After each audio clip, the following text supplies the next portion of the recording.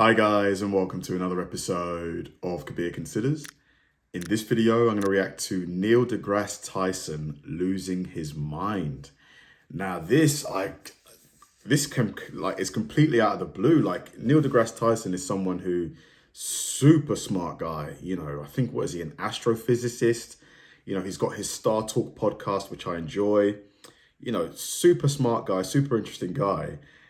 Like, I don't know what's going to cause him to lose his mind. Maybe someone says something that he thinks is ridiculous, but even still, I wouldn't expect someone like him to lose control. Like, I would imagine he would just systematically debate the person. He wouldn't just go crazy. So, yeah, this is going to be a really interesting one. This topic for a little longer, because I maintain the reason people are interested in humans traveling in space is because they can die. That's what makes it interesting, and you want to see if they're going to die. He doesn't look happy. That was NASCAR. What? I thought that was NASCAR that you're talking about. But I find. But let me ask you a question. I find it.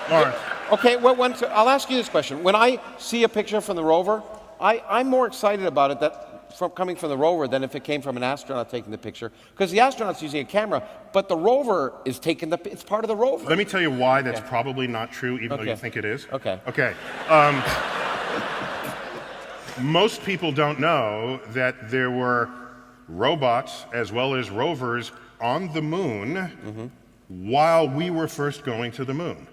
But you didn't know anything about those because the media focused on the astronauts. And it's the astronauts through which we gain vicarious access to space, because they have mouths, they have brains, they have a childhood memory, they have school teachers that can talk about those astronauts.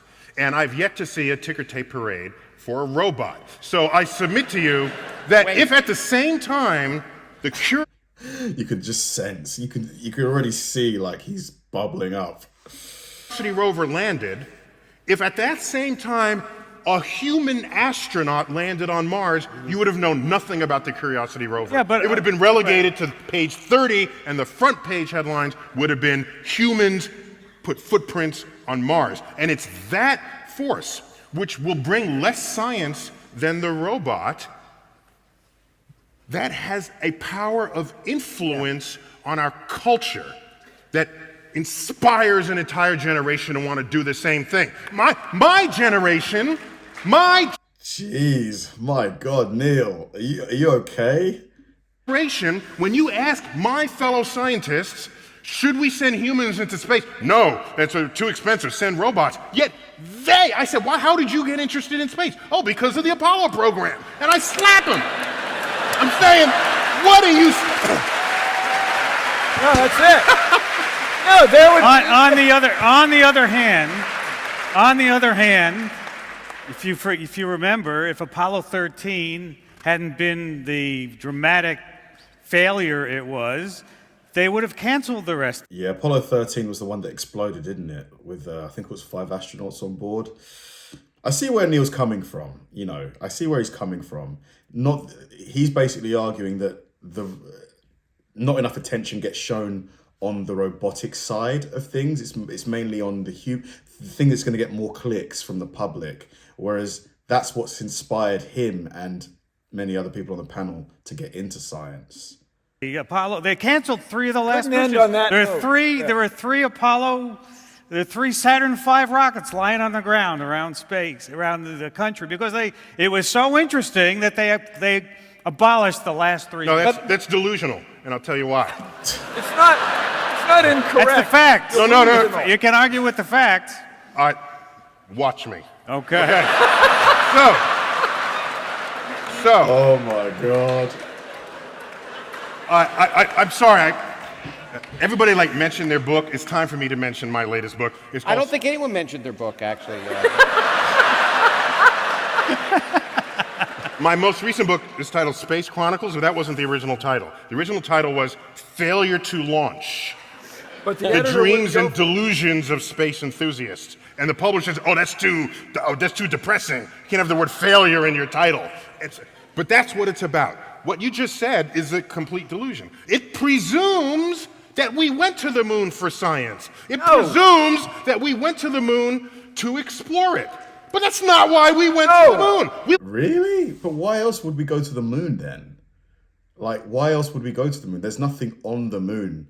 I mean, there's water underneath the surface, but like, we obviously went for exploration, didn't we? Brother Neil, no, it is not. No, it is not. We went to the moon because we were at war. With Sputnik Russia. was not just some orbiting space. Yeah, that's a fair point, to be fair. But both things can be right. We did go to the moon, well, the US went to the moon because of, it was a space race. But we also did it for exploration too. Craft. It was a hollowed out intercontinental ballistic missile where they took out the warhead and put in a radio transmitter. The military knew this. That's what founded NASA. NASA's budget for science it averaged over all these years about 25%. The rest has been for geopolitical purposes. All right? So it's the I don't want to die driver in this world. That's why we spent all this money. And so the moment we learn Russia's not going to the moon and it's certainly not going to Mars, we canceled the program. It had nothing to do with public interest. Okay, now let me.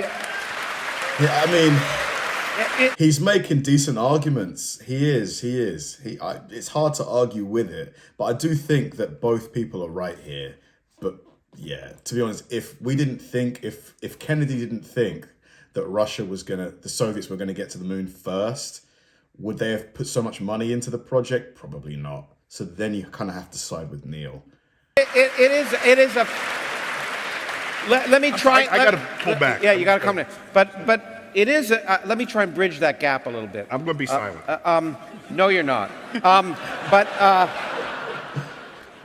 I think it's really important to point out that this is a political issue. And in fact, me and Buzz Aldrin together testified before the House Science Committee on Space Exploration. And when I said that humans don't do science in space, I didn't argue, in fact, even before the committee, that we shouldn't send humans in space. We should just say honestly why we're doing it. We're doing it for adventure. That's why we're doing it. No, but that's not what funded it. Hold on. No, that's not true. It's not even been 10 seconds since he said he wasn't going to say anything. Said you wouldn't talk. I did say. Okay. You can say that. No, but hold on. There's no there. Okay? No. Just look at the history of everybody doing big projects, and it's never driven by exploration. It's never driven by science. It's never driven by curiosity. Not if it's big and expensive. It's driven by the fact that people don't want to die. So there's a war driver. It's also driven by the fact that people want to get wealthy. So hold on. We have the Large Hadron Collider. Yeah, I guess, SpaceX want to go to Mars. Like, why? Obviously the human colony and stuff, but you can't deny that SpaceX would make a ton of money if it could ever commercialize sending people to Mars, like non-astronauts. It would make an insane amount of money, like mining, precious metals and bringing them back to Earth. It would make a ton of money. So he's right there. He is right. The Large Hadron Collider. Do you know? Oh no.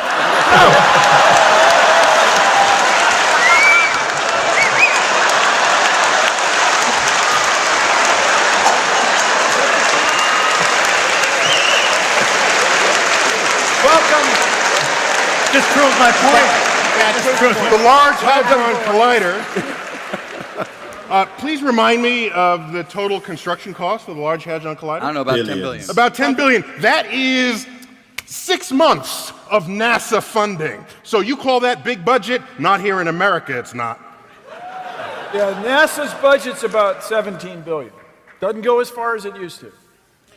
So it's expensive, but not on the scale that we're talking about here. That's all the country shared. That's not big money. Okay. Big money is Neil. a shuttle mission costs $1 billion here. I'm not saying it 1.5. should cost that, but that's what it does. And who writes those checks? It's people who do it for geopolitical reasons, not because they care about science. Our super collider, the one that you would have benefited. Jeez. Neil, I think he drank too much coffee before this. He is buzzing. From the superconducting super collider started to get funding in the 1980s, wasn't it? Yeah. 200-mile ring. It would have been 60-mile ring. 60 mile diameter, the circumference. 60 miles around. Yeah. I thought it was 60 times Well, take pi. it from me. It's 60. Pi? No, it's 60. Okay. Better story with 200. though. Brian? 60. 60. Circumference? Yeah. Yeah. Okay, I've been saying it wrong all these years. Well, like Never a lot of mind. things. Thank you. Never mind. Okay, no. So watch. So here's a super Deep collider. breath, We, deep breath. America, would have found the Higgs boson decades ago. All right. So what happens? The budget gets cut for reasons. Oh, the cost overruns. Or excuse me. Okay. Yeah. It got cut in the early 90s. What happened in 1989? Peace broke out in Europe. All of a sudden, the physicist, who was the hero of the 20th century for making the bomb, is no longer viewed as necessary to national security. And so the project gets cut like that. Actually, you got it wrong. The project got cut actually for even sillier political reasons, which was the Texas congressional delegation voted the wrong way. And If we were still at war, that would have never come up. It's also the International Space Station, right? I mean, Yes, that's true. That's the top story. The bottom story is we don't longer think we're going to die. Neil, relax. He made some really interesting points. And I think the overarching point that he made was, a lot of the exploits that humanity's made, at least the West in space, are driven by either economic or political factors, which, when you really dial into it, it's hard to deny. But I do think ultimately there is an element of curiosity that sparks that initial desire. Like, I'm sure the scientists at NASA, proposed the idea to Kennedy and his administration regarding the space race, and then they spun it to convince the administration to fund it, that, it would look good if the US was to get there first because of the political implications, etc.